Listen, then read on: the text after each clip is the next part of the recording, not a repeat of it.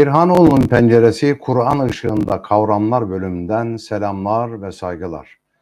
Bugünkü programımızda araştırmaya göre Kur'an'ın ahlaki ilkeleri, kuralları hangi ülkelerde yaşanıyor? Kur'an'daki ahlaki kurallar nelerdir? Kur'an'ı nasıl okumalıyız, nasıl anlamalıyız? Kur'an ahlakı nedir? Kur'an'ın ahlaki ilkelerini hayata nasıl geçirebiliriz? Kur'an'ı yaşayan, Kur'an haline nasıl getirebiliriz? Kur'an'ın anlamını okumak mı önemli yoksa manasına vakıf olmak mı? Manasına vakıf olduktan sonra hayata geçirmek mi önemli? Evet, bütün bu soruların cevaplarını bu kısa programda bulacaksınız kıymetli kardeşlerim. Değerli izleyiciler, programımızı kısa tutmaya çalışacağım.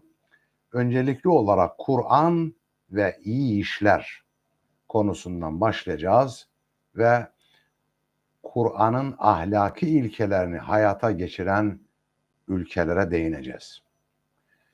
Bismillahirrahmanirrahim. İyiliği sonsuz, ikramı bol olan Yüce Allah'ın adıyla.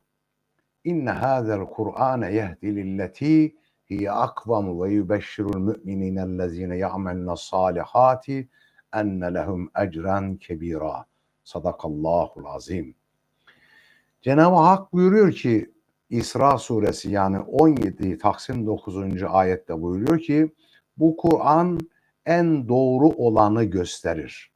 İnsanlığa en doğru olanı gösterir. İyi işler yapan müminlere kendileri için büyük bir ödül olduğunu da müjdeler. Altını çiziyorum. İyi işler yapan, evet, güzel işler yapan, o Kur'an'daki ahlaki ilkeleri hayata geçirenler. Diğer bir ayet ise Bakara suresi ilk ayetidir. Zalikel kitabü la raybe fihi huden lil muttakin. İşte bu beklenen o kitap yani Kur'an, onda hiçbir şüphe yoktur. Muttakiler yani yanlışlardan sakınanlar, yaratılış amacına uygun davrananlar, sorumluluk bilinci oluşturanlar için ise Kur'an yol gösterici bir rehberdir. Evet, bir diğer ayet ise Kur'an'ı mehcur, yalnız bırakmak, Kur'an hükmünü terk etmek ne demektir? Evet, bu ayet-i kerimede de Rabbimiz şöyle buyuruyor. Aslında bu ayetin peygamberin dilinden Yevmi Mahşer'de Hazreti Peygamber Efendimizin ümmetinden şikayet olunacağını ifade ediyor. Ve şöyle başlıyor. Ve kâler rasûlü ya Rabbi inne kavmi ittehazû hâzel Kur'âne mahcûrâ. Sadakallahul azim. Elçi şöyle diyecektir diyor. Ey Rabbim, kavmim bu Kur'an'ı yalnız bıraktı. Mahcur bıraktı, terk etti. Yani okumasını değil, anlamayı, anlayıp da hayata geçirmeyi terk etti, bıraktı anlamındadır. Bu ayette Kur'an'ı yaşamayanların, yani Kur'an'ın bir içeriği vardır, gönderiliş amacı vardır. Nedir o amaç? Esas amaç insanın ahlakını güzelleştirmek, insanı insan yapmak, insanı düzgün, doğru, hayırhah bir insan yapmak içindir. İşte diyor ki bu ayette Kur'an'ı yaşamayanların mahşerde Hazreti Muhammed Aleyhisselam'ın şikayetine konu edileceği mesajı verilmektedir. Kur'an'ı mehcur bırakmak yani terk eden mesrur olmaz, mutlu olmaz. Kur'an'ı terk eden, onu mahcur bırakan mesrur olmaz yani mutlu olmaz demektir. Hazreti Peygamber'in şikayetinde de muhatap olmuş olur. Kur'an'ı hayatına aktarıp yaşayan ise hem hayatını hem de ahiretini imar eder. Yüce Allah'ın rızasında da mazhar olmuş olur. Kur'an'ın ahlaki ilkelerini iyice içselleştirip hayatı her alana uygulamamız esastır değerli izleyiciler. Demek ki Kur'an sadece bir metin değil, metin üzerinden okunmak için gönderilmemiştir. Elbette ki metin de önemlidir. Yani o Kur'an'ın metnini, lafzını okuruz. Hem ondan mutlu oluruz, hem de ondan bir haz almış oluruz. Ama esas arka planında 23 yıl süren bir yaşayan okuma vardır. Hazreti Peygamber Efendimiz sürekli Kur'an'ı okumuştur. Ama lafız olarak sadece okuyup geçmemiştir. Anlam ve manası üzerinde derin derin tefekkürlerde bulunmuş, akıl yürütmeye çalışmış, tefekkür etmiş, tezekkürle ve hikmeti bir anlayışla Kur'an'ı okuyup anlamaya çalışmış ve onu hayatında tatbik etmiş ve o Kur'an'ı anladıklarını da aynı zamanda sahabeleri dediğimiz, yani onun sohbet arkadaşlarına da öylece anlatmış ve tebliğini böyle yapmıştır. Demek ki Kur'an fil dişi kulelerinde oturarak yazılmamıştır. Bilakis o yaşayan hayatın içinden gelen İvecen kayyime, yani bir sesleniştir bu Kur'an. Bu hitapla ortaya çıkan din de bu nedenle bir tapınak dini değildir. Hayat dinidir. Dinül kayyime, yani ayakta tutabilecek, hayatta sürdürülebilir bir din demektir. Bu durumda 23 yıl süren bu seslenişin metinlerinden toplandığı kitapta da yaşayan hayat kitabı, kitabın kayyime, yani o içindeki güzelliklere mündemiş, hitabının kendisi ise dipdiri yaşam kaynağı ve yarattıkları üzerinde titreyenin hayyu kayyum, yani ayakta durabilecek bir hay, bir diriliş, bir insanda bir soluk, bir nefes, bir diriliş oluşturmuş olur. Bir uyanış oluşturmuş olur Kur'an. Bir öksüzün vicdanı üzerinden insanlığa seslenişi manasına gelir Kur'an. Kur'an bilgiden ziyade, değerli izleyiciler, esasında bir bilinç kaynağıdır. Yani bize bir bilinç veriyor. Yaşam bilinci, hayat bilinci, dünya bilinci, ahiret bilinci, sorumluluk bilinci vermiş oluyor. Epistemolojiden ziyade ontolojiye de dahildir. Yani bilgi kaynağı olmaktan ziyade bilgiye ulaşacak olan insan oğluna hitaptır bu Kur'an. İnsanı, çevresini tepki vermeye çağırır Kur'an. Onda Allah bilinci, şuuru, buna ne diyoruz? Takva diyoruz. Bilinci ve şuuru, yani sorumluluk bilinci oluşturarak yaratılış amacına uygun yaşamak, ahlaki ilkeleri hayata uygulayarak insanı uyandırır Kur'an. Uyandırarak insanı hayat yolculuğunda, kısacık ömründe sonsuz bir aleme yolculuğunda birlikte yürümeye davet eder Kur'an. Bu şuur uyandıktan sonra bilgiye insan kendisi ulaşacaktır zaten.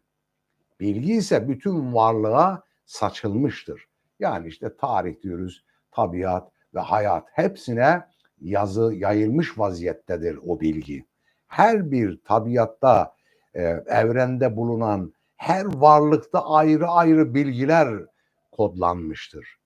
Bilgi bütünüyle bir kişiye veya bir bölgeye inhisar edilmemiştir. Kıymetli izleyiciler, bilgi bütünüyle bir kişiye veya bir bölgeye inhisar edilmemiştir.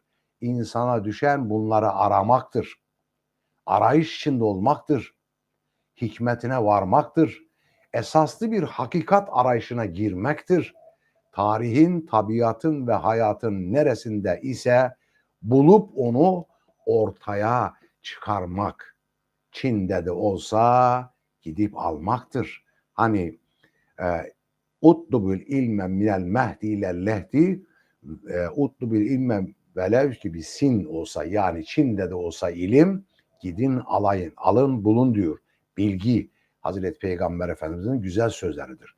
İnsanı bilgiye ulaşmak için teşvik eden Resulullah Efendimizin sözleridir.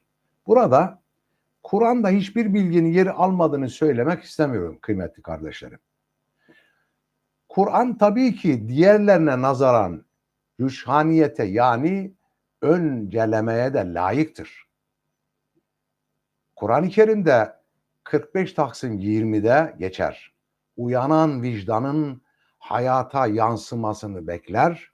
İyilik, güzellik, doğruluk, dürüstlük, hayırhalık, şefkat, sevgi, saygı, söz, namus, adalet, erdem, vefa, dostluk, kardeşlik, cömertlik, yiğitlik, mertlik gibi temel insanlık değerleri hablun nas demektir ki bu değerlere insanlar sarılırsa kurtarıcıdır bunlar. Bu değerler kurtarıcıdır. Kur'an'ı kavramlardır. Kur'an'ın ahlaki ilkeler içerisinde geçer ki hablun nas dediğimiz yani kim ki bu değerlere, Kur'an'ı değerlere, Kur'an ahlaki kurallarına sarılırsa onun üzerinde ısrarla durur ve yine 3 Taksim 112. ayette ve sürekli olarak bunları talep ederse bunlar aynı zamanda Allah'ın ipi yani yolu ve değeri olarak Hablullah dediğimiz Allah'ın ipi yani o Kur'an demektir. O Kur'an'a sımsıkı sarılırsa hayatını cennete çevirir. Hatta ahiretini de cennete çevirmiş olur. Evet, Kur'an bunun için okunur. Anlamak için anlayıp da o Kur'an'ın ilkelerini hayat veren, soluk veren, nefes veren, canlandıran, dirilişe götüren, uyandıran ve insanı kâmet gibi yapan yani dik durabilen bir insan haline getirmek için Kur'an. Hani Akif ne güzel demiş. Aksi halde Mehmet Akif'in dediği gibi olur. İbret olmaz bize her gün okuruz ezberde, yoksa bir maksat aranmaz mı ayetlerde?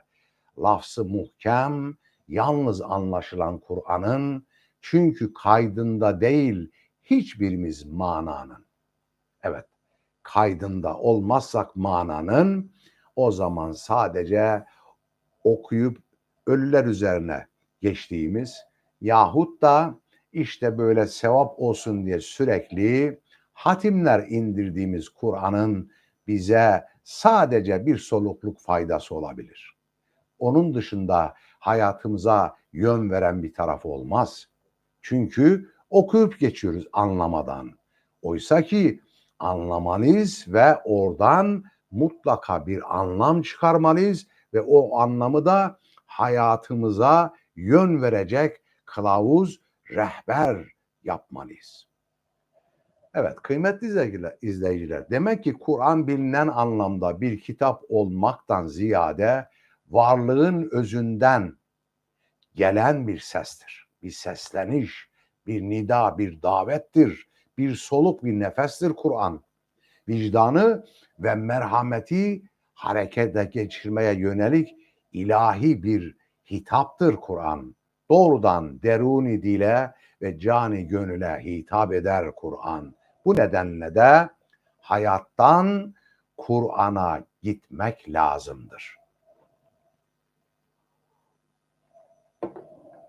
Çünkü Kur'an 14 asır önce yaşanmış bir hayata verilmiş cevapların bir araya getirilmesinden oluşmuştur. Tedricen inmesinin de sebebi de zaten bu değil midir? Evet, size Kur'an'ın ahlaki ilkelerini hangi ülkeler hayata tatbik ediyor, hayata geçirmişler konusuna geçmeden önce kendi tespitimi anlatmak istiyorum. Sevgili izleyiciler, 2005'te Almanya'dan görevim sona erince döndüm güzelim ülkeme. İlk cuma sohbetimi yapmak üzere kürsüye çıktım ve konuşmaya şöyle başladım. Bu anlamlar var ya, bu Almanlar var ya, bu Batılılar var ya, Kur'an'a inanmıyorlar ama Kur'an'ın ahlaki ilkelerini bazı alanlarda hayata geçirmişler. Uygulamada bunu gördüm. Biz Kur'an'a inanıyor ve okuyoruz ama ahlakını, ahlaki ilkelerini hayata geçirememişiz dedim. Cemaatten birisi, hocam biraz ağır olmadı mı dedi. Ben hayır dedim. Ben olanı, gördüğümü, tespit ettiğimi söyledim. Kaldı ki Mehmet Akif Ersoy 100 yıl önce değerlendirme yapmış. Şöyle demiş. Gezdim şarkı garbi illeri, gördüm ki işleri var dinimiz gibi, dinleri var işimiz gibi demiş. Şimdi geçelim Kur'an'ın ahlaki kurallarını uygulayan ülkeler. Araştırmaya geçelim. Evet, George Washington Üniversitesi'nde 2016 yılında Müslüman profesör iki yardımcısıyla birlikte uluslararası bir araştırma yapıyorlar. Araştırmanın konusu Kur'an'dan ahlaki kuralları çıkardılar. Birincisi adalet, iki liyakat, üçüncüsü ehliyet, sözünde sebat etmek, iftira etmemek, yalan söylememek, doğru ve dürüst olmak, vaatlerini yerine getirmek, danışarak iş yapmak, ortak aklı kullanmak gibi Kur'ani ilkeleri çıkardılar sırasıyla. Tüm dünya milletlerini resmi ve gayri resmi olmak üzere bir araştırma yaptılar. Tüm dünya üzerinde Kur'an ahlaki ilkelerini uygulayan ülkeler bir puanlama yaptılar ve bu puanlamaya göre sıraya dizdiler. Birinci sırada Kur'ani ilkeleri, ahlaki ilkelerini uygulayan ülke İrlanda çıktı. İrlanda Müslüman bir ülke değil.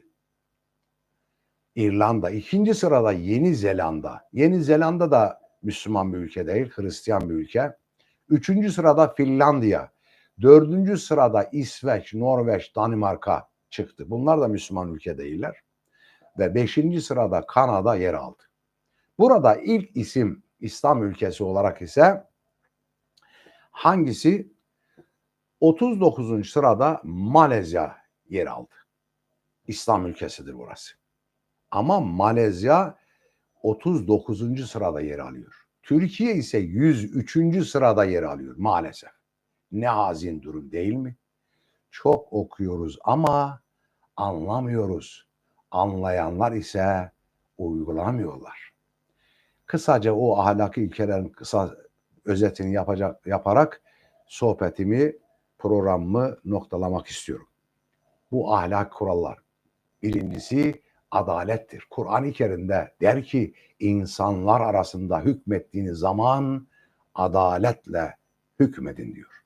İkincisi emanettir. Nisa 58'de geçer ayetinde emanetler ehil olanlara verilmelidir. Yani işi ehline vereceksiniz. Liyakatı dikkate alacaksınız. Evet. Üçüncüsü emanet ve liyakattır. Ehliye sahiplerine verilmelidir. Görev, ödevler ve görevler. Dördüncüsü ise meşverettir. Yani danışma demektir ki Kur'an-ı Kerim'de büsbütün tam müstakil bir suredir bunun adı. Yani Şura suresi. Meşveret, danışarak iş yapmak. Akıl, akıldan üstündür denir. Buna çağımızda ortak akıl da diyoruz. İstişare yapmak, danışarak iş yapmak, insanlığın fikirlerini sormak demektir. İşte bunlar ahlaki kurallardır Kur'an'ın. Beşincisi maslahat. Buna da çağımızda kamu yararı diyoruz. Yani yönetici konumun yöneticilerin kamunun yararını, insanlığın yararını gözetmelidirler. Yani başkalarının iyiliği için çalışmalı, kendilerine yontmamalıdırlar. Müddessir suresi 6. ayette peygambere hitaben denilir ki çokluk beklentisi içerisinde olma, yani peygamberlikten servet bekleme. Peygamberlik mal biriktirmek, servet ve devlet oluşturmak için değildir. Din de budur. İman ehli, müminin işi de budur. Sürekli servet biriktirmek için mümin olunmaz. Sürekli devlet ve millet servet oluşturmak için Müslüman olunmaz. Müslüman ve mümin mutlak manada Kur'an ahlaki ilkelerine uygun davranışlar sergilemesi içindir. Bunların hepsi şahsi mülkiyet değil, millete ait mülklerdir. Çünkü tüm mülk kimindir? Allah'ındır. Allah'ın mülkü dedikten sonra artık biz o mülkü üzerinde, yani dünya mülkü üzerinde kavga edebilir miyiz? O dünya mülküne, servetine, devletine ulaşmak için insanların ayaklarını kaydırma yoluna gidebilir miyiz? Elbette ki gidemeyiz. İşte benim Kur'an'daki ahlaki ilkeler dediğim, çıkardım bunları. Sizlere böylece kısa bir süresinde anlatmaya çalıştım. Sohbetim burada sona eriyor. Lütfen kanalıma abone olmamışsanız abone olmanızı bekliyorum ve videoyu izledikten sonra bir beğeni yapıp onu paylaşırsanız ve aynı zamanda bir de yorum yaparsanız memnun olurum. Hepinize teşekkür ediyorum. Bir başkaki programda buluşmak üzere. Hoşça kalın değerli kardeşlerim.